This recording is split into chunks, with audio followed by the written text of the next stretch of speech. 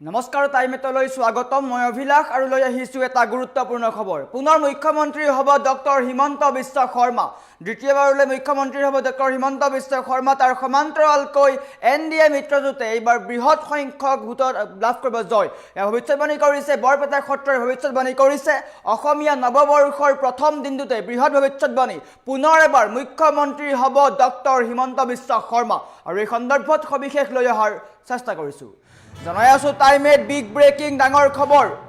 অসমীয়া নৱবৰ্ষৰ প্ৰথম দিনটোতেই এটা ডাঙৰ খবৰ আহিছে পুনৰ মুখ্যমন্ত্ৰী হ'ব ডক্টৰ হিমন্ত বিশ্ব শৰ্মা দ্বিতীয়বাৰৰ বাবে মুখ্যমন্ত্ৰী হ'ব ডক্টৰ হিমন্ত বিশ্ব শৰ্মা এটা গুৰুত্বপূৰ্ণ খবৰ আহিছে এনডিএ মিত্ৰজোঁটে লাভ কৰিব 90খনকৈ আসন বৃহৎ ভৱিষ্যতবাণী কৰিছে বৰপেটা সত্ৰৰ ডাঙৰ ভৱিষ্যতবাণী যদি সম্ভৱ হয় আমি ষ্টুডিঅ'ত সাউণ্ড দিয়াৰ ব্যৱস্থা কৰিম বৰপেটা সত্ৰই গণনা কৰিলে বৰ্ষফল আৰু পুনৰ এবাৰ মুখ্যমন্ত্ৰী হ'ব ডক্টৰ হিমন্ত বিশ্ব শৰ্মা এনডিএ মিত্ৰজোঁটে 90খন পৰ্যন্ত আসন লাভ কৰিব বুলি স্পষ্ট কৰিছে বৃহৎ ভৱিষ্যতবাণী কৰিছে দ্বিতীয়বাৰৰ কাৰণে মুখ্যমন্ত্ৰী হ'ব ডক্টৰ হিমন্ত বিশ্ব শৰ্মা আজি যিহেতু পহিলা বহাগ আৰু অসমীয়া নৱবৰ্ষৰ পবিত্ৰ ক্ষণত ৰাজ্যৰ ভৱিষ্যতক লৈ বৰপেটা সত্ৰৰ পৰা ডাঙৰ ভৱিষ্যতবাণী আহিছে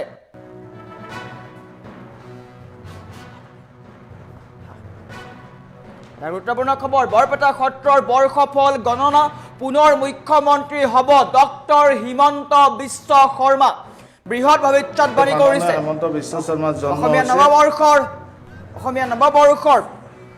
প্ৰথম দিনটোতেই এটা ডাঙৰ খবৰ ডাঙৰ ভৱিষ্যতবাণী কৰিছে বৰপেটা সত্ৰই মুখ্যমন্ত্ৰী ডক্টৰ হিমন্ত বিশ্ব শৰ্মাক লৈ পুনৰ এবাৰ বৃহৎ মন্তব্য কৰিছে পুনৰ মুখ্যমন্ত্ৰী হ'ব ডক্টৰ হিমন্ত বিশ্ব শৰ্মা কেইবাটাও মন্তব্য আগবঢ়াইছে অসমীয়া নৱবৰ্ষৰ প্ৰথম দিনটোতেই বৃহৎ ভৱিষ্যতবাণী দ্বিতীয়বাৰৰ কাৰণে মুখ্যমন্ত্ৰী হ'ব ডক্টৰ হিমন্ত বিশ্ব শৰ্মা আজি যিহেতু অসমীয়া নৱবৰ্ষৰ প্ৰথমটো দিন অসমীয়া নৱবৰ্ষ আজিৰে পৰা আৰম্ভ হৈছে আৰু অসমীয়া নৱবৰ্ষৰ প্ৰথম দিনটোতেই বৰপেটা সত্ৰই ডাঙৰ ভৱিষ্যতবাণী কৰিছে পুনৰ এবাৰ মুখ্যমন্ত্ৰী হ'ব ডক্টৰ হিমন্ত বিশ্ব শৰ্মা আৰু বিজেপি চৰকাৰে অসমত হেট্ৰিক কৰিব বুলি স্পষ্ট কৰিছে আৰু বৰপেটা সত্ৰৰ ডাঙৰ ভৱিষ্যতবাণী বুলি ক'ব লাগিব বৰপেটা সত্ৰৰ বৰ্ষফল গণনা পুনৰ মুখ্যমন্ত্ৰী হ'ব ডক্টৰ হিমন্ত বিশ্ব শৰ্মা মিত্ৰজোঁটে লাভ কৰিব 90খনকৈ আসন লাভ কৰিব বুলি উল্লেখ কৰিছে আজি যিহেতু পহিলা বহাগ আৰু অসমীয়া নৱবৰ্ষৰ পবিত্ৰ ক্ষণত ৰাজ্যৰ ভৱিষ্যতক লৈ বৰপেটা সত্ৰৰ পৰা ডাঙৰ ভৱিষ্যতবাণী কৰিছে সত্ৰৰ পৰম্পৰাগত বৰ্ষফল গণনাৰ অন্তত সত্ৰৰ দৈৱজ্ঞ ত্ৰিদীপ শৰ্মা দলৈয়ে ৰাজ্যৰ ৰাজনৈতিক ভৱিষ্যত সন্দৰ্ভত ডাঙৰ আগজাননী দিছে বৰপেটা সত্ৰৰ ভৱিষ্যতবাণী অনুসৰি ৰাজ্যত পুনৰ বিজেপি নেতৃত্বাধীন মিত্ৰজোঁটৰ চৰকাৰ গঠন হোৱাটো নিশ্চিত পুনৰাবৃত্তি হ'ব ইতিহাসৰ দ্বিতীয়বাৰৰ বাবে অসমৰ মুখ্যমন্ত্ৰীৰ আসনত বহিব ডক্টৰ হিমন্ত বিশ্ব শৰ্মা আগন্তুক নিৰ্বাচনত বিজেপি মিত্ৰজোঁটে লাভ কৰিব 85ৰ পৰা 90খনকৈ আসন আৰু তাৰ পিছতেই শক্তিশালী চৰকাৰ গঠন কৰিব 85ৰ পৰা 90খন আসন লাভ কৰিব মিত্ৰজোঁটে নৱবৰ্ষৰ দিনটোতে বৰপেটা সত্ৰৰ চাঞ্চল্যকৰ গণনা ডাঙৰ গণনা বৃহৎ ভৱিষ্যতবাণী কৰিছে হিমন্ত বিশ্ব শৰ্মাৰ দ্বিতীয় ইনিংছ নিশ্চিত মুখ্যমন্ত্ৰী হিচাপে পুনৰ এবাৰ অসমৰ শাসনভাৰ ল'ব মুখ্যমন্ত্ৰী ডক্টৰ হিমন্ত বিশ্ব শৰ্মাৰ বৰপেটা সত্ৰৰ বৰ্ষফলত নিৰ্বাচনৰ আগজাননী বা ফলাফলৰ আগজাননী বৃহৎ ভৱিষ্যতবাণী কৰিছে অসমীয়া নৱবৰ্ষৰ প্ৰথম দিনটোতেই বৰপেটা সত্ৰই ডাঙৰ ভৱিষ্যতবাণী কৰিছে অসমৰ ভৱিষ্যতক লৈ অসমৰ ৰাজনৈতিক ক্ষেত্ৰখনক লৈ বৃহৎ মন্তব্য কৰিছে আৰু স্পষ্ট কৰিছে যে পুনৰ এবাৰ অসমৰ শাসনভাৰ ল'ব মুখ্যমন্ত্ৰী ডক্টৰ হিমন্ত বিশ্ব শৰ্মাই দ্বিতীয়বাৰৰ কাৰণে মুখ্যমন্ত্ৰী হ'ব হিমন্ত বিশ্ব শৰ্মা তাৰ সমান্তৰালকৈ কৈছে যে তৃতীয়বাৰৰ কাৰণে অসমত হ'ব বিজেপি নেতৃত্বাধীন এনডিএ চৰকাৰ আৰু এনেকৈয়ে পহিলা বহাগৰ দিনটোতে বৃহৎ ভৱিষ্যতবাণী কৰিছে বৰপেটা সত্ৰই আমাৰ ওচৰত বৰপেটা সত্ৰৰ মন্তব্য আছে মন্তব্য দেখুৱাৰ চেষ্টা কৰিম মই মাননীয় হেমন্ত বিশ্ব শৰ্মাৰ জন্ম হৈছে 1-2-69 চনত মাঘ মাহ 18 মাঘ শনিবাৰ সময় হৈছে প্ৰাতঃ 5:55 জন্ম হৈছে যোৰহাটত তেওঁ গতিকে 15 বছৰ নক্ষত্ৰত জন্ম লৈছে চতুৰ্থ ভাগ্যচৰণত জন্ম বৰ্তমান কিন্তু ত্ৰিপাপৃষ্ঠ টেম্পাৰটো বেছি আছে তেওঁ খংটো বেছি বৰ্তমান তেওঁ দশা শ্ৰেষ্ঠ শুক্ৰ বৃহস্পতিৰ দশা চলি আছে 23 ফেব্ৰুৱাৰী 2027 চনলৈ মধ্যম দশা গুৰু কেশৰী যুগ বুলি কয় ইয়াকে কাৰণ কিয় তেওঁ ভাগ্যতো গুৰু কেশৰী যুগ আছে কাৰণ তেওঁ হৈছে মকৰ লগ্নৰ মানুহ গতিকে মই জীৱনত প্ৰথমে তাৰমানে মুখ্যমন্ত্ৰী বহুত বছৰে গণনা কৰিলোঁ বৰপেটা সত্ৰত গতিকে এনেকুৱা কুণ্ডলী হয়তো কোনো মুখ্যমন্ত্ৰীৰে নাই বুলি ক'লোঁ শনিৰ ক্ষেত্ৰত যিহেতু জন্ম কৰিছে শনি ইটো বছৰৰ তৃতীয় স্থানত তেওঁ জন্মতে য'তেই আছিল শনি সেই স্থানতে শনি বহি আছে গতিকে যিমানে তেওঁ পাপযুক্ত গ্ৰহই ঘেৰি নধৰক শনিৰ বুদ্ধিত নানা পক্ষত ফলৱতী হ'ব তেওঁ দ্বিতীয়বাৰৰ কাৰণে কোৱা হৈছে মুখ্যমন্ত্ৰী ডক্টৰ হেমন্ত বিশ্ব শৰ্মাই দ্বিতীয়বাৰলৈ আসন গ্ৰহণ কৰিব আসনৰ মোৰ হিচাপত গণনা কৰি ওলোৱামতে 85-90খন আসন মাননীয় হেমন্ত বিশ্ব শৰ্মাৰ জন্ম হৈছে 1-2-69 চনত মাঘ মাহ 18 মাঘ শনিবাৰ সময় হৈছে প্ৰাতঃ 5:55 জন্ম হৈছে যোৰহাটত তেওঁ গতিকে 15 বছৰ নক্ষত্ৰত জন্ম লৈছে চতুৰ্থ ভাগ্যচৰণত জন্ম বৰ্তমান কিন্তু ত্ৰিপাপৃষ্ঠ টেম্পাৰটো বেছি আছে তেওঁ খংটো বেছি বৰ্তমান তেওঁ দশা শ্ৰেষ্ঠ শুক্ৰ বৃহস্পতিৰ দশা চলি আছে 23 ফেব্ৰুৱাৰী 2027 চনলৈ মধ্যম দশা গুৰু কেশৰী যুগ বুলি কয় ইয়াকে কাৰণ কিয় তেওঁ ভাগ্যতো গুৰু কেশৰী যুগ আছে কাৰণ তেওঁ হৈছে মকৰ লগ্নৰ মানুহ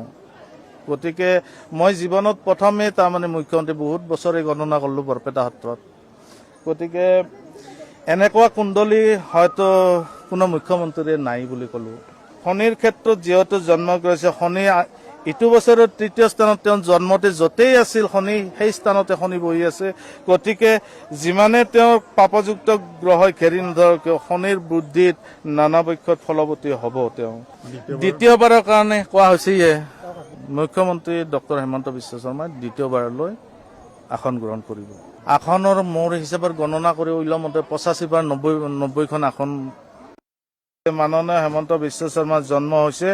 1-2-69 চনত মাঘ মাহ 18 মাঘ শনিবাৰ সময় হৈছে প্ৰাতঃ 5:55 জন্ম হৈছে যোৰহাটত তেওঁ গতিকে 15 বছৰ নক্ষত্ৰত জন্ম লৈছে চতুৰ্থ ভাগ্যচৰণত জন্ম বৰ্তমান কিন্তু ত্ৰিপাপৃষ্ঠ টেম্পাৰটো বেছি আছে তেওঁ খংটো বেছি বৰ্তমান তেওঁ দশা শ্ৰেষ্ঠ শুক্ৰ বৃহস্পতিৰ দশা চলি আছে 23 ফেব্ৰুৱাৰী 2027 চনলৈ মধ্যম দশা গুৰু কেশৰী যুগ বুলি কয় ইয়াকে কাৰণ কিয় তেওঁ ভাগ্যতো গুৰু কেশৰী যুগ আছে কাৰণ তেওঁ হৈছে মকৰ লগ্নৰ মানুহ গতিকে মই জীৱনত প্ৰথমে তাৰমানে মুখ্যমন্ত্ৰী বহুত বছৰে গণনা কৰিলোঁ বৰপেটা সত্ৰত গতিকে এনেকুৱা কুণ্ডলী হয়তো কোনো মুখ্যমন্ত্ৰীৰে নাই বুলি ক'লোঁ শনিৰ ক্ষেত্ৰত যিহেতু জন্ম কৰিছে শনি ইটো বছৰৰ তৃতীয় স্থানত তেওঁ জন্মতে য'তেই আছিল শনি সেই স্থানতে শনি বহি আছে গতিকে যিমানে তেওঁ পাপযুক্ত গ্ৰহই ঘেৰি নধৰক শনিৰ বুদ্ধিত নানা পক্ষত ফলৱতী হ'ব তেওঁ দ্বিতীয়বাৰৰ কাৰণে কোৱা হৈছে মুখ্যমন্ত্ৰী ডক্টৰ হেমন্ত বিশ্ব শৰ্মাই দ্বিতীয়বাৰলৈ আসন গ্ৰহণ কৰিব আসনৰ মোৰ হিচাপত গণনা কৰি ওলোৱামতে 85-90খন আসন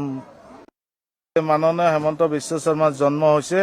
1-2-69 চনত মাঘ মাহ 18 মাঘ শনিবাৰ সময় হৈছে প্ৰাতঃ 5:55 জন্ম হৈছে যোৰহাটত তেওঁ গতিকে 15 বছৰ নক্ষত্ৰত জন্ম লৈছে চতুৰ্থ ভাগ্যচৰণত জন্ম বৰ্তমান কিন্তু ত্ৰিপাপৃষ্ঠ টেম্পাৰটো বেছি আছে তেওঁ খংটো বেছি বৰ্তমান তেওঁ দশা শ্ৰেষ্ঠ শুক্ৰ বৃহস্পতিৰ দশা চলি আছে 23 ফেব্ৰুৱাৰী 2027 চনলৈ মধ্যম দশা গুৰু কেশৰী যুগ বুলি কয় ইয়াকে কাৰণ কিয় তেওঁ ভাগ্যতো গুৰু কেশৰী যুগ আছে কাৰণ তেওঁ হৈছে মকৰ লগ্নৰ মানুহ গতিকে মই জীৱনত প্ৰথমে তাৰমানে মুখ্যমন্ত্ৰী বহুত বছৰে গণনা কৰিলোঁ বৰপেটা সত্ৰত গতিকে এনেকুৱা কুণ্ডলী হয়তো কোনো মুখ্যমন্ত্ৰীৰে নাই বুলি ক'লোঁ শনিৰ ক্ষেত্ৰত যিহেতু জন্ম কৰিছে শনি ইটো বছৰৰ তৃতীয় স্থানত তেওঁ জন্মতে য'তেই আছিল শনি সেই স্থানতে শনি বহি আছে। গতিকে যিমানে তেওঁৰ পাপযুক্ত গ্ৰহই ঘেৰি নধৰক কিয় শনিৰ বুদ্ধিত নানা পক্ষত ফলৱতী হ'ব। তেওঁ দ্বিতীয়বাৰৰ কাৰণে কোৱা হৈছে মুখ্যমন্ত্ৰী ডক্টৰ হিমন্ত বিশ্ব শৰ্মাই দ্বিতীয়বাৰলৈ আসন গ্ৰহণ কৰিব। আসনৰ মোৰ হিচাপত গণনা কৰি ওলোৱা মতে 85 বা 90খন আসন। মাননীয় হিমন্ত বিশ্ব শৰ্মাৰ জন্ম হৈছে 1-2-69 চনত মাঘ মাহ 18 মাঘ শনিবাৰ। সময় হৈছে প্ৰাতঃ 5:55। জন্ম হৈছে যোৰহাটত তেওঁ। গতিকে পুনৰ্বচন নক্ষত্ৰত জন্ম লৈছে, চতুৰ্থ ভাগ্যচৰণত জন্ম। বৰ্তমান কিন্তু কৃপাপৃষ্ঠ টেম্পাৰটো বেছি আছে, তেওঁ খংটো বেছি বৰ্তমান। তেওঁ দশা শ্ৰেষ্ঠ, শুক্ৰ বৃহস্পতিৰ দশা চলি আছে। 23 ফেব্ৰুৱাৰী 2027 চনলৈ মধ্যম দশা গুৰু কেশৰী যুগ বুলি কয় ইয়াকে। কাৰণ কিয় তেওঁ ভাগ্যতো গুৰু কেশৰী যুগ আছে, কাৰণ তেওঁ হৈছে মকৰ লগ্নৰ মানুহ। গতিকে মই জীৱনত প্ৰথমে তাৰমানে মুখ্যমন্ত্ৰী বহুত বছৰে গণনা কৰিলোঁ বৰপেটা সত্ৰত। গতিকে এনেকুৱা কুণ্ডলী হয়তো কোনো মুখ্যমন্ত্ৰীৰে নাই বুলি ক'লোঁ। শনিৰ ক্ষেত্ৰত যিহেতু জন্ম কৰিছে, শনি ইটো বছৰৰ তৃতীয় স্থানত তেওঁ জন্মতে য'তেই আছিল শনি সেই স্থানতে শনি বহি আছে। গতিকে যিমানে তেওঁৰ পাপযুক্ত গ্ৰহই ঘেৰি নধৰক কিয় শনিৰ বুদ্ধিত নানা পক্ষত ফলৱতী হ'ব। তেওঁ দ্বিতীয়বাৰৰ কাৰণে কোৱা হৈছে মুখ্যমন্ত্ৰী ডক্টৰ হিমন্ত বিশ্ব শৰ্মাই দ্বিতীয়বাৰলৈ আসন গ্ৰহণ কৰিব। আসনৰ মোৰ হিচাপত গণনা কৰি ওলোৱা মতে 85 বা 90খন আসন। মাননীয় হিমন্ত বিশ্ব শৰ্মাৰ জন্ম হৈছে 1-2-69 চনত মাঘ মাহ 18 মাঘ শনিবাৰ। সময় হৈছে প্ৰাতঃ 5:55। জন্ম হৈছে যোৰহাটত তেওঁ। গতিকে পুনৰ্বচন নক্ষত্ৰত জন্ম লৈছে, চতুৰ্থ ভাগ্যচৰণত জন্ম। বৰ্তমান কিন্তু কৃপাপৃষ্ঠ টেম্পাৰটো বেছি আছে, তেওঁ খংটো বেছি বৰ্তমান। তেওঁ দশা শ্ৰেষ্ঠ, শুক্ৰ বৃহস্পতিৰ দশা চলি আছে। 23 ফেব্ৰুৱাৰী 2027 চনলৈ মধ্যম দশা গুৰু কেশৰী যুগ বুলি কয় ইয়াকে। কাৰণ কিয় তেওঁ ভাগ্যতো গুৰু কেশৰী যুগ আছে, কাৰণ তেওঁ হৈছে মকৰ লগ্নৰ মানুহ। গতিকে মই জীৱনত প্ৰথমে তাৰমানে মুখ্যমন্ত্ৰী বহুত বছৰে গণনা কৰিলোঁ বৰপেটা সত্ৰত। গতিকে এনেকুৱা কুণ্ডলী হয়তো কোনো মুখ্যমন্ত্ৰীৰে নাই বুলি ক'লোঁ। শনিৰ ক্ষেত্ৰত যিহেতু জন্ম কৰিছে, শনি ইটো বছৰৰ তৃতীয় স্থানত তেওঁ জন্মতে য'তেই আছিল শনি সেই স্থানতে শনি বহি আছে। গতিকে যিমানে তেওঁৰ পাপযুক্ত গ্ৰহই ঘেৰি নধৰক কিয় শনিৰ বুদ্ধিত নানা পক্ষত ফলৱতী হ'ব। তেওঁ দ্বিতীয়বাৰৰ কাৰণে কোৱা হৈছে মুখ্যমন্ত্ৰী ডক্টৰ হিমন্ত বিশ্ব শৰ্মাই দ্বিতীয়বাৰলৈ আসন গ্ৰহণ কৰিব। আসনৰ মোৰ হিচাপত গণনা কৰি ওলোৱা মতে 85 বা 90খন আসন। মাননীয় হিমন্ত বিশ্ব শৰ্মাৰ জন্ম হৈছে 1-2-69 চনত মাঘ মাহ 18 মাঘ শনিবাৰ। সময় হৈছে প্ৰাতঃ 5:55। জন্ম হৈছে যোৰহাটত তেওঁ। গতিকে পুনৰ্বচন নক্ষত্ৰত জন্ম লৈছে, চতুৰ্থ ভাগ্যচৰণত জন্ম। বৰ্তমান কিন্তু কৃপাপৃষ্ঠ টেম্পাৰটো বেছি আছে, তেওঁ খংটো বেছি বৰ্তমান। তেওঁ দশা শ্ৰেষ্ঠ, শুক্ৰ বৃহস্পতিৰ দশা চলি আছে। 23 ফেব্ৰুৱাৰী 2027 চনলৈ মধ্যম দশা গুৰু কেশৰী যুগ বুলি কয় ইয়াকে। কাৰণ কিয় তেওঁ ভাগ্যতো গুৰু কেশৰী যুগ আছে, কাৰণ তেওঁ হৈছে মকৰ লগ্নৰ মানুহ। গতিকে মই জীৱনত প্ৰথমে তাৰমানে মুখ্যমন্ত্ৰী বহুত বছৰে গণনা কৰিলোঁ বৰপেটা সত্ৰত। গতিকে এনেকুৱা কুণ্ডলী হয়তো কোনো মুখ্যমন্ত্ৰীৰে নাই বুলি ক'লোঁ। শনিৰ ক্ষেত্ৰত যিহেতু